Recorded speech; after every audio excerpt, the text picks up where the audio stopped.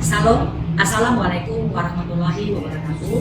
Om Swastiastu, Namo Buddhaya, salam kebajikan, salam sejahtera bagi kita semua. Perkenalkan, nama saya Dian Bulansari HS. Saya adalah dosen Prodi S1 Pendidikan Guru Sekolah Dasar di Universitas Katolik Santo Thomas. Pada setiap semester, saya selalu ditugaskan mengampu mata kuliah dan berfokus di bidang konsentrasi IPA. Saat ini, saya membawa mata kuliah Pendidikan IPA SD kelas 2 dengan jumlah 3 SKS, di mana saya akan membahas dan membantu mahasiswa memahami beberapa topik materi, di antaranya adalah 1. Hakikat ilmu pengetahuan alam, 2. Teori belajar, 3. Jenis-jenis teori belajar, yang keempat, metode pembelajaran dan penggunaannya, yang kelima, pendekatan dalam pembelajaran IPA di SD, yang keenam, media dan pembelajaran IPA, yang ketujuh, struktur tubuh makhluk hidup, yang kedelapan, cuaca, yang kesembilan, pelestarian sumber daya alam, yang kesepuluh, makhluk hidup di lingkungannya, yang kesebelas, pertumbuhan dan perkembangan makhluk hidup, yang ke-12, makanan dan kesehatan, yang ke-13, kalor, ke-14, pengukuran, ke-15, pengembangan perangkat pembelajaran melalui lembar kerja siswa. Adapun capaian pembelajaran melalui mata kuliah Pendidikan IPA SD kelas awal ini dari mahasiswa adalah yang pertama, mampu memahami dan menjelaskan hakikat ilmu pengetahuan alam. Kedua, mampu memahami dan menjelaskan teori belajar dan jenis-jenis teori belajar. Yang ketiga, mampu memahami dan menjelaskan metode pembelajaran, penggunaan metode pembelajaran, pendekatan, dan media dalam pembelajaran IPA SD kelas awal. Yang keempat, mampu memahami beberapa materi IPA yang ada di sekolah dasar, khususnya kelas awal, yaitu kelas 1, kelas 2, kelas 3, seperti struktur tubuh makhluk hidup, cuaca, pelestarian sumber daya alam, makhluk hidup di lingkungannya, pertumbuhan dan perkembangan makhluk hidup, makanan, kesehatan, kalor, pengukuran, dan selanjutnya mahasiswa mampu mengajarkan materi tersebut dengan menggunakan metode, pendekatan, dan media yang kreatif. Yang kelima, mahasiswa mampu memahami, menjelaskan, dan mengembangkan media pembelajaran melalui lembar kerja siswa. Dalam video pengajar ini, saya menggunakan model pembelajaran based learning dan disandingkan dengan metode flipped classroom, yang mana saya memberikan masalah kepada mahasiswa. Selanjutnya, merekalah yang mencari dan menemukan solusi dari masalah tersebut. Esensi dari permasalahan ini adalah bagaimana seorang mahasiswa yang nantinya akan menjadi seorang guru setelah selesai perkuliahan ataupun setelah selesai wisuda mampu memberikan materi-materi IPA kelas awal, yaitu kelas S1, kelas 2, kelas 3 SD dengan menggunakan metode, pendekatan, dan model pembelajaran yang menarik. Sistem penilaian yang digunakan untuk melihat hasil kerja mahasiswa dengan 4 penilaian, yaitu 1. Penilaian sikap, bagaimana karakternya, perilaku selama proses pembelajaran, ketaatan mahasiswa menjalani aturan dan peraturan di dalam kelas yang sudah disampaikan pada saat pertemuan pertama dalam kontrak perkuliahan. Yang kedua, penilaian kinerja, keaktifan mahasiswa dalam diskusi, keterampilan, dan partisipasi mahasiswa menyampaikan hasil diskusi. Yang ketiga adalah penilaian produk. Mahasiswa punya produk berupa video pembelajaran atau video pengajar yang akan dihakikan dan diupload ke YouTube. Dan selanjutnya adalah makalah. Yang keempat adalah penilaian tes tertulis, yaitu ulangan tengah semester dan ulangan akhir semester. Penilaian kepada mahasiswa untuk memberikan nilai berdasarkan panduan akademik di Universitas Katolik Santo Thomas, yaitu adalah 1. Sikap dan kehadiran dalam kelas 10%, tugas 30%, hasil ulangan tengah semester 25%, hasil akhir semester 35%. Berikut ini video pembelajaran saya bersama mahasiswa Prodi PGSD atau Pendidikan Guru Sekolah Dasar Universitas Katolik Santo Thomas. Selamat menyaksikan. Terima kasih. Selamat pagi semuanya. Luar biasa. Hari ini kita sudah masuk ke dalam perkuliahan tatap muka yang pertemuan ke-6 ya. Jadi sebelum mulai perkuliahan, mari kita awali awali segala sesuatunya dengan doa. Siapa yang bersedia membawa doa? Silakan. Oke, silakan ke depan.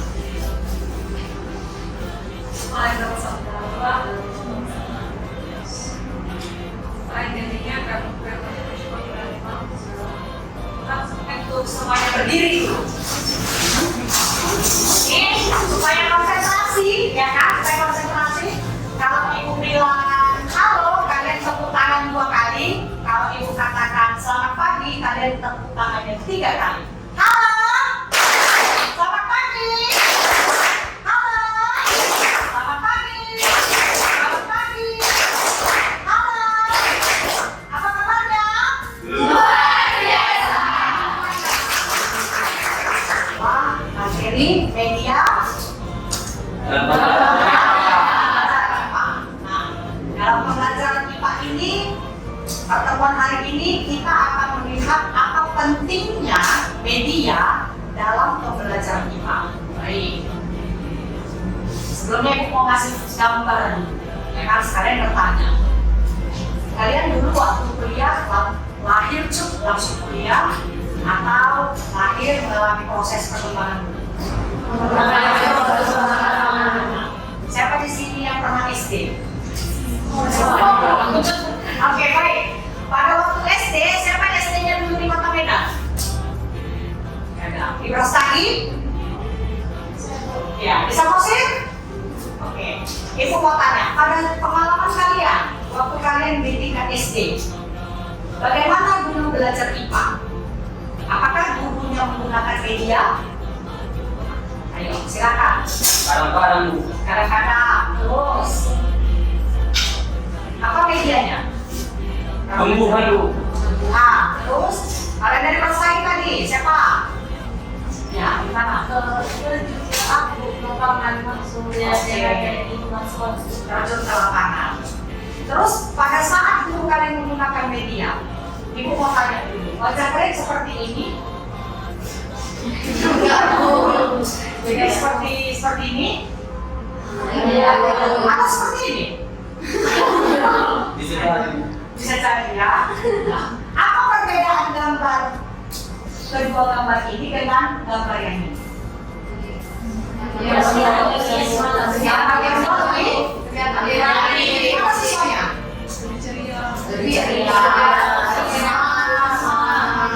Kalian seperti ini nggak sekarang? Kalian seperti ini atau seperti ini? Silakan dulu. Menurut kalian, apa perbedaan gambar yang pertama ini, slide yang ini dengan slide yang ini? Oke, yang pertama yang ini, sama. Yang ini ya, yang ini. Apa media yang terlihat? Terus apa lagi? Ini apa? Ada botol. Ada apa lagi nak? Yang ini? Oke, yang pasti ini bukan ibu ya. Baik. Karena kan ibu kan ajarnya kampus di sekolah. Ya kan? Ibu kemarin pada pertemuan yang kelima, Ibu sudah mengirimkan sama kalian link YouTube. Ya kan? Siapa yang sudah menonton YouTube ini? Video YouTube ini? Atau siapa yang sudah membuka? Silakan. Saya Bu. Buka saja. Ada buka saja. Yang lainnya? Apa yang kalian lihat dalam tayangan video YouTube itu? Stefani, silakan. Model-model pembelajaran. Bagaimana model pembelajaran tersebut? Media-media yang sangat kreatif. Jadi di tayangan video itu, dalam YouTube itu terjelas ya, jelas terlihat bahwa guru mengajar menggunakan media pembelajaran. Nah, pertanyaannya sama kalian, kalau ada guru di SD, khususnya di kelas awal atau kelas rendah, berarti kelas 1, kelas 2, dan kelas 3. Kalau ada guru yang masih tidak mengajar dengan media, menurut kalian itu sebuah problem atau tidak? Iya. Kenapa problem? Karena kurang kreatif. Gurunya kurang kreatif. Terus siswa jenuh, apalagi siswanya bosan, siswanya galau gitu ya kan? Apalagi, kenapa? Gimana? Pembelajarannya tidak menarik. Nah, sekarang pertanyaan ibu, menurut kalian seharusnya nih, kalian kan akan jadi seorang guru, ya kan? Sebentar lagi akan jadi seorang guru. Apa yang perlu dilakukan? Membuat media pembelajaran yang bagaimana? Oke, pertemuan kelima kita sudah belajar tentang pendekatan pembelajaran. Pertemuan keempat kita sudah belajar metode pembelajaran. Hari ini kita belajar media pembelajaran IPA di sini. Lanjutkan. Nah, segala sesuatu yang membawa informasi dari sumber informasi untuk disampaikan kepada penerima informasi, ya, itu adalah pengertian dari media. Contoh, kalian ingin menyampaikan sesuatu kepada orang tua, Mak, saya dalam keadaan sehat, itu pakai media apa? Berarti kan segala sesuatu yang membawa informasi, siapa yang membawa informasi? Melalui handphone, itu adalah media. Ya, jadi segala sesuatu yang membawa informasi dari sumber informasi untuk disampaikan kepada penerima informasi dapat dilihat dari sudut pandang antara lain sebagai teknologi, sebagai tutor, sebagai materi konten atau program yang disampaikan sebagai alat mental untuk berpikir dan memecahkan masalah. Contohnya, film, televisi, komputer, materi pembelajaran, instruktur, dan lain-lain. Oke. Apa tujuan media? Harus ada, ya kan? Guru menggunakan media dalam sebuah pembelajaran pastinya punya tujuan. Kalau guru tidak menggunakan media berarti tidak ada tujuannya. Intinya media itu punya tujuan dalam sebuah pembelajaran. Di sini ada 6. Yang pertama, silakan dibaca. Meningkatkan kualitas dan efektivitas pembelajaran, memudahkan guru dalam melaksanakan pembelajaran, memberikan arahan tentang tujuan yang akan dicapai, memberikan rangsangan kepada guru untuk lebih kreatif, menyediakan evaluasi mandiri, membantu pembelajaran yang memiliki keputusan tertentu. Dari ke-6 tujuan media pembelajaran ini, mana menurut kalian yang benar-benar sangat bermanfaat untuk kita di sini? Nomor 2, memudahkan guru dalam melaksanakan pembelajaran. Kenapa? Silakan, katakan. Kenapa media itu memudahkan guru, khususnya untuk kelas awal ya? Kelas awal itu berarti awal itu sama dengan rendah, kelas 1, 2, dan 3. Kalian kan sudah pernah magang, kan? Bagaimana? Lalu, Ya, silakan. siswa lebih mudah menangkap pelajaran. Iya, siswa lebih mudah menangkap pembelajaran. Apa lagi? Silakan, silakan. Mengurangi guru dalam metode Mengurangi aktivitas guru dalam menggunakan metode sama. Oke, luar biasa ya. Kita buka sama. Fungsi media. Nah, kalau ini tadi adalah tujuan. Ya, tujuannya apa? Kalau ini adalah fungsi. Apa sebenarnya fungsi? Contohnya, yang pertama, menyampaikan pembelajaran di mana media digunakan untuk menyampaikan materi pembelajaran tersebut. Yang kedua, konstruksi dari lingkungan di mana media membantu siswa menggali dan membangun pemahaman dari pengetahuan. Yang ketiga, mengembangkan keterampilan kognitif. Apa itu kognitif? Pengetahuan, benar ya, di mana media digunakan sebagai model kreasi atau pengembangan diri dari keterampilan mental. Oke, prinsip pemilihan dan penggunaan media ada berapa? 1, 2, 3, 4, 5, 6, 7, 8, 9. Nanti kalian bisa baca poin yang akan Ibu share kepada pengguna. Oke, nah yang pasti salah satu dari prinsip ini adalah memiliki kualitas teknik yang baik. Jadi kalau kalian nanti menjadi seorang guru setelah selesai kuliah dari sini, media itu juga harus disampaikan melalui teknik. Tidak boleh medianya banyak, tapi prinsip-prinsip dalam penggunaan media itu tidak diterapkan. Contoh, kan nggak lucu kalau kalian baca materi sumber daya alam, tapi media yang kalian gunakan adalah atlas. Benar ya? Terus atau kalian mengajar materi perubahan wujud benda, ya kan? Cair ke padat, ya kan?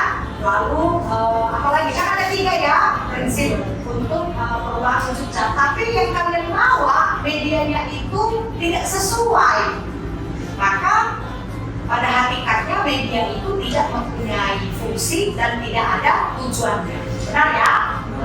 Lanjut. Dalam penggunaan media untuk pembelajaran seorang guru perlu.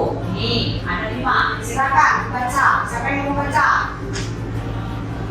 Ya, silakan.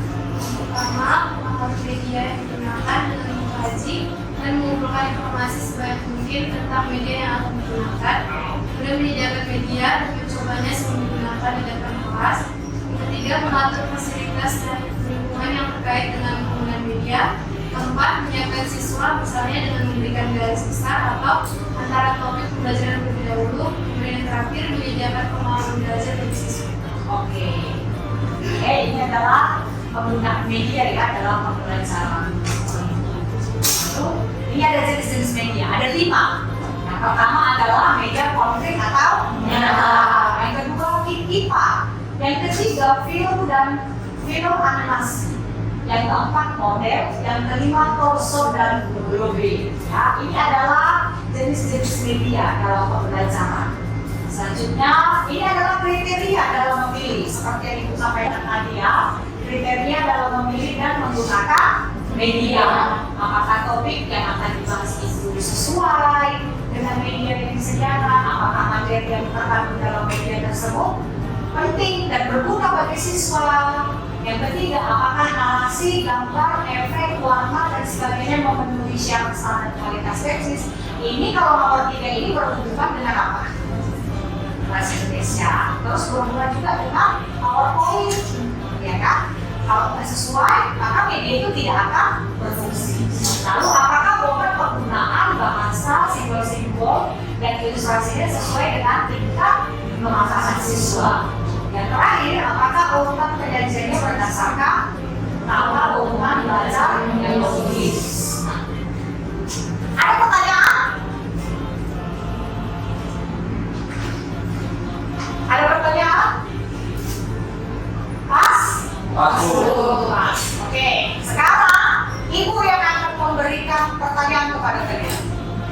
Nah, kalau disampaikan begini, media pembelajaran IPA, ya, media pembelajaran IPA harus diterapkan dalam proses pembelajaran IPA. Benar atau salah? Benar. Kenapa benar? Mudah dipahami. Lalu apa? Sesuai dengan materi. Ya Bu. Orang media pembelajarannya IPA, maka media pembelajarannya juga IPA. Itu aja repot. Ya kan? Oke.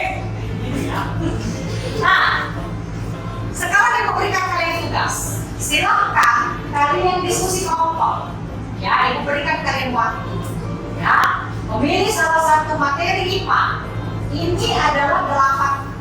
Pilih dari 8 materi IPA ini yang menurut kalian mudah untuk kalian ajarkan nantinya dan kalian melibatkan media dalam proses pembelajaran ini. Kembali ke sini. Jenis-jenis media dan dalam pembelajaran. Kan kalian silahkan pilih dari sini, lalu nanti kalian bisa menjelaskan kepada teman-teman kalian atau mungkin bisa semi mengajar juga boleh, silakan kalian pilih. Kelompok mana nanti yang sudah selesai silakan raise hand. Oke, baik kalau begitu silakan membentuk kelompok. Jadi kalian jawab 10 masalah, itu masalah ya. Kalau guru di SK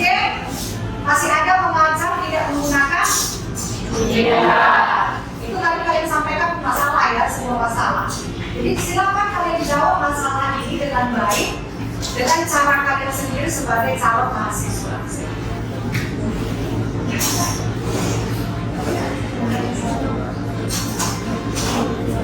Satu kelompok 4 orang saja.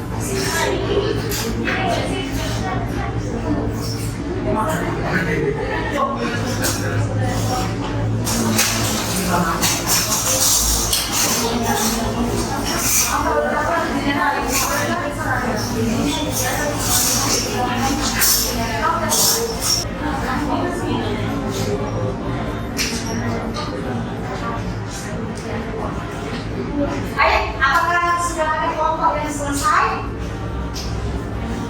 Oke, silakan. Kita berikan tepuk tangan.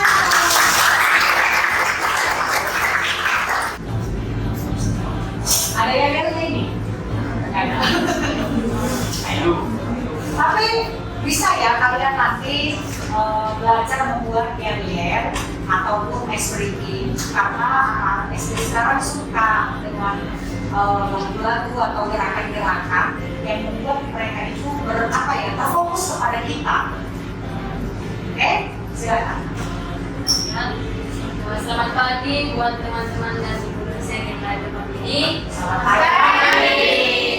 Di sini kami ingin membagikan hasil diskusi kami yaitu makanan dan kesehatan. Sebelumnya saya akan sebelumnya kami akan memperkenalkan diri dulu. Saya Grace. Perkenalkan saya Sukani. Saya Cika. Saya Lucy. Baiklah, terima kasih.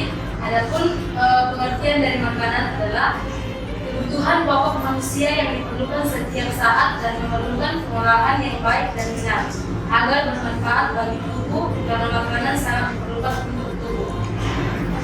Adapun pengertian kesehatan adalah suatu kondisi fisik, mental, dan sosial yang sejahtera secara utuh dan tidak hanya bebas dari penyakit atau kelemahan dan disabilitas. Nah, selanjutnya yaitu yang dimaksud dengan makanan sehat dan bergizi yaitu kriteria makanan sehat dan bergizi, makanan yang memiliki nilai gizi seimbang dan mengandung nilai gizi esensial tubuh seperti vitamin, mineral, nilai gizi, karbohidrat, protein, lemak, kalsium, serat, dan air. Nah, selanjutnya yaitu peran asupan makanan terhadap kesehatan tubuh. Pola makan yang sehat akan memberikan tubuh energi untuk beraktivitas serta zat gizi untuk menjalankan berbagai fungsinya. Sebaliknya, pola makan yang tidak bisa saja menyebabkan masalah pencernaan, membuat berat badan naik turun dan meningkatkan risiko penyakit. Teman-teman, di sini ada contoh makanan sehat dan manfaatnya. Yang pertama itu adalah buah-buahan. Bagi kesehatan, sebagai sumber energi, membantu menstabilkan kadar gula darah, sumber serat yang dapat membuat rasa kenyang lebih lama sehingga bisa membantu menekan nafsu makan. Yang kedua itu ada roti. Roti bermanfaat untuk memberikan lebih banyak energi, karbohidrat, protein, kalsium, fosfor, dan zat besi. Yang ketiga itu ada susu. Susu bermanfaat untuk membantu mengurangi risiko terkena penyakit jantung. Yang selanjutnya ada wortel, di mana wortel bermanfaat untuk kesehatan mata dan sistem pencernaan menjadi lebih optimal. Dan terakhir ada sayur. Sayur bermanfaat untuk memperlancar buang air besar, sumber serat terbaik untuk tubuh dan mencegah penyakit jantung. Nanti ya sebelum kita ulangan tengah semester, ada baiknya kelompok yang maju hari ini yang sudah membawa media minggu depan langsung praktek mengajar. Jadi seolah-olah kalian ini adalah siswa SD. Bagaimana kalian menjelaskan materi makanan dan kesehatan kepada siswa ini? Baiklah teman-teman, apakah teman-teman semua ada yang ingin bertanya? Oke, silakan berdiri nak. Perkenalkan, nama saya Rizka. Di sini saya ingin bertanya.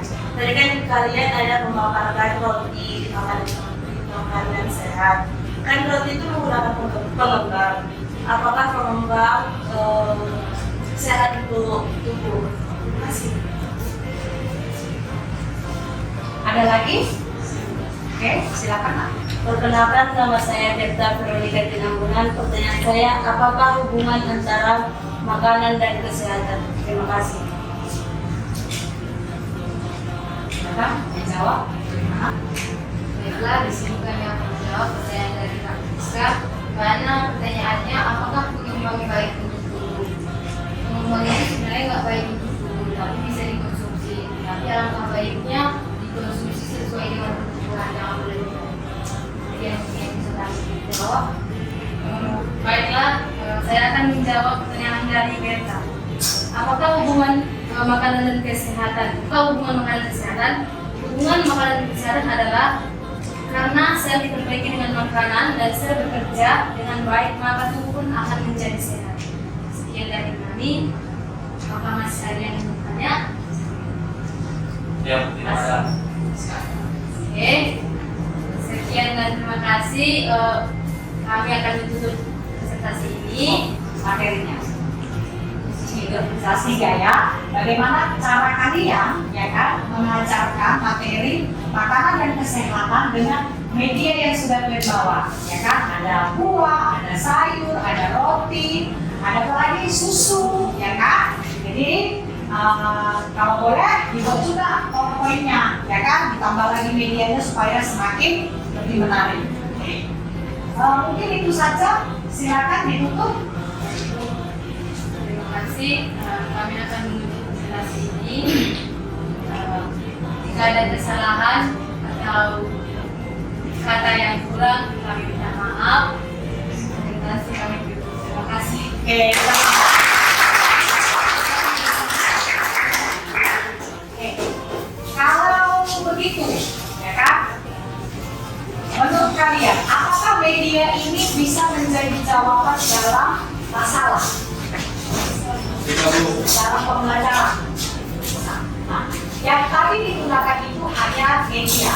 Nanti pada pertemuan ke-7 kelompok yang maju lagi bisa membuat sebuah proses pembelajaran dilengkapi dengan metode pendekatan digabung dengan media. Ya, oke. Baik, ada yang mau bertanya sekitar kita hari ini, pertemuan kita hari ini?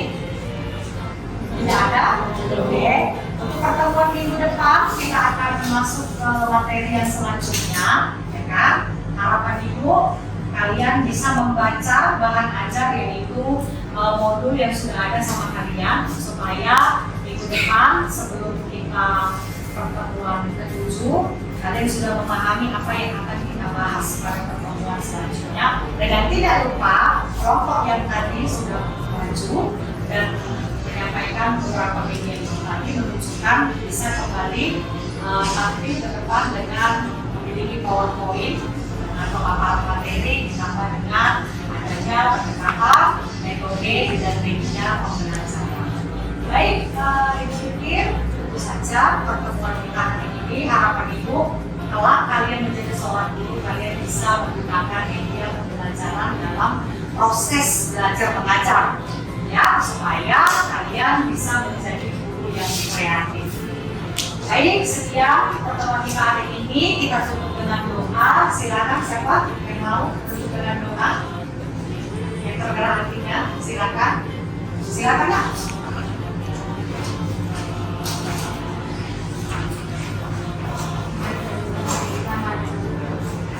Terima kasih Tuhan.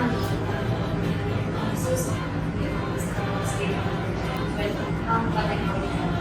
kasih Tuhan Yesus ada. Amin.